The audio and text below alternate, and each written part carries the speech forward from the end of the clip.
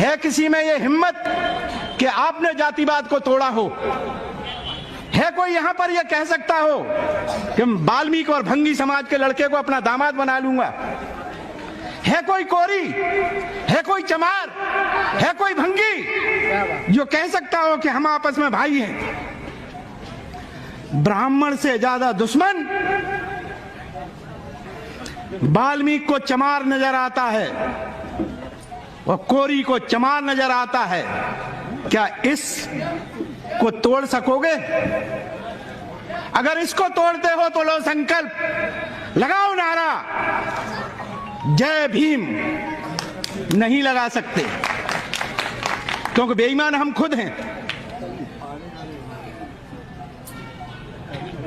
इस देश में घृणा का बाजार किस स्थिति तक है? मैं नहीं कहता कि होली पवित्र थी या होलिका पवित्र थी। मैं मानता हूं, तुमने देखा होगा, तुम्हारे ग्रंथों में लिखा है कि होलिका एक गलत औरत थी। क्या सदियों से आज तक तुम उससे बदला नहीं ले पाए? आज भी नारी होली को जला करके कहती है मैंने अपनी बहन को जला दिया है, बहुत अच्छा पवित्र काम किया है। शर्म आनी चाहिए इस देश की उन नारियों को जो अपनी बहन को जला करके कहती हैं कि मैंने ये पर्व मनाया है। जो विद्वान इस बात को कहते हैं कि रावण बहुत विद्वान था, उस समय का सर्वोच्च विद्वान था, शर्म आनी चाहिए इस देश के लोगों को जो इस बात को कहते हैं कि हमने इतने बड़े विद्वान को जलाकर राम के राज को लाए थे। ठीक यही काम डॉक्टर अंबेडकर और उनकी सोच को जलाकर लोग बाग उसी व्यवस्था को लाना चाहते हैं। विद्वता की इस देश में कभी भी कोई कीमत नहीं रही है। यहाँ चोर, बेईमान या ये कहिए का सामाजिक तत्वों के नाम से धर्म बनाए गए, त्योहार बनाए गए, त्योहार गढ़े गए। यहाँ चोर और जुएबाज लोग बाग त्योहारों को मनाते हैं, उनके त्योहार माने जाते हैं। और तुम जो सबसे कमेरा वर्ग, इस देश का मजदूर और किसान, जो सबसे ज्यादा जातियों में बटा हुआ है, उस समाज से पूछिए। आज किसान कहता है कि हम आत्महत्या करते हैं। किसने कहा था किसान से कि वोट देना जाति के नाम पर?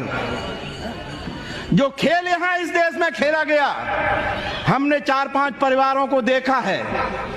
उनके घर के नौनिहालों को जब 2 अप्रैल को मारा गया था, हो सकता है आप लोग सोचते हो कि हमने बहुत अच्छी अपनी शक्ति का प्रदर्शन किया था। ये तुम्हारा भ्रम है। अभी भी आप झूठ पर खेल रहे हो। जो अनटचेबिलिटी एक्ट के तहत न्याय किया गया था, वो न्याय नहीं था, वो प्रायोजिक व्यवस्था थी आरएसएस और हिंदुत्व की, जिसमें एक तीर छोड़ा गया था सुप्रीम कोर्ट से, जिससे देश का दलित भड़केगा, ऑर्गेनाइज होगा, और क्योंकि वो अनटचेबिलिटी एक्ट के अगेंस्ट में होगा, इससे देश का किसान, अपने आप को हिंदुत्व कहा जाने वाला, वो सब ऑर्गेनाइज इसलिए हो जाएंगे कि चलो अब हमने इन चमार चूड़ों को एक तरफ करने, इन्हें हमें सबक सिखाना है। इसलिए पूरा हिंदुत्व एक हुआ और 1900 के चुनाव में, 19 के चुनाव में इसी आधार पर आपको कुचलने के लिए इस देश ने हिंदूवादी शक्तियों को मजबूत किया, जिसका परिणाम आज आप देख रहे हैं। आज हम तो मजदूर, अपने आप में पीड़ित और प्रताड़ित समाज के लोग, हम अपने मान सम्मान की अभी कीमत नहीं समझते हैं। अब तो हमने अंगड़ाई लेना शुरू किया है।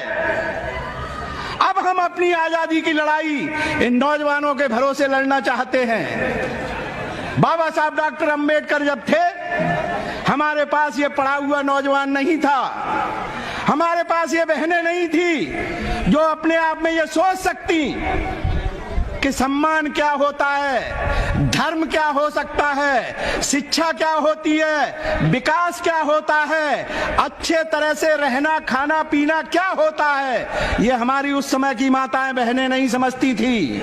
आज हम ये जान गए हैं कि आजादी का अर्थ क्या होता है। आज हम ये जान गए हैं कि गुलामी किस चीज को कहते हैं। तो अब तो हम ये अंगड़ाई लेकर के अपने संविधान को अपने सीने से लगा के 70 वर्ष तक जो जुर्म, अत्याचार और अपमान हम अकेले दलितों ने भुगता है, आज उस संविधान को लेकर सीने से लगाकर आज जो लोग कस्में खा रहे हैं भारत के संविधान की, आज जो पढ़ा लिखा वर्ग जिसमें ब्राह्मण भी है, क्षत्रिय भी है, वैश्य भी है, लेकिन वो संख्या में कम है, आज वो तैयार है कि अगर इस देश को देश रहना है, इस देश को भारतवर्ष रहना है, इस देश को आजाद रहना है, अगर इसमें आजादी से सांस लेनी है तो भारत के इस संविधान को जिंदा रखना बहुत जरूरी है। आज हम सुप्रीम कोर्ट से उम्मीद रखते हैं कि वह संविधान की रक्षा के लिए आगे आए। आज 4 जज सुप्रीम कोर्ट के कहते हैं कि इस देश का संविधान खतरे में है। उस पर कोई चर्चा क्यों नहीं होती, उस पर कोई मंथन क्यों नहीं होता? तो आम नागरिक तो सुन के कहेगा ही कि जरूर हमारे देश का संविधान खतरे में है।